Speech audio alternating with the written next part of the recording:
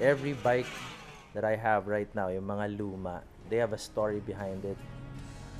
And then pati yung pag-negotiate, pagbili sa kanila, medyo malalim.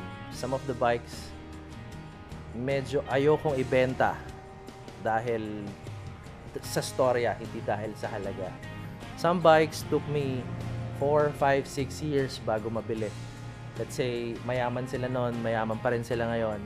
They really don't need your money. Some bikes naman, bigla na lang tatawag sa'yo. For example, yung isang nakuha ko, ayaw talaga ibenta kasi may sobrang lalim yung sentimental value. Bike niya pa yon nung late 40s. Pinang susundo niya pa dun sa liniligawan niya. Ngayon, may mga apo na siya. He's like 80 plus.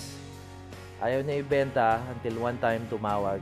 Medyo naghihingalo na. Kailangan ng pera, pagpagamot. I went there.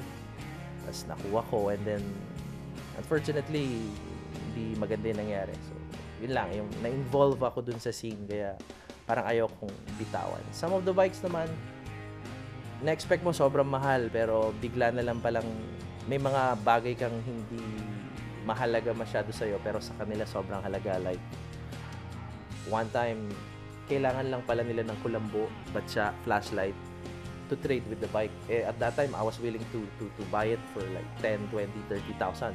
Basta magugulat ka na lang. Marang, yun lang pala kailangan nyo kasi hindi sila makababa ng bayan to get supplies.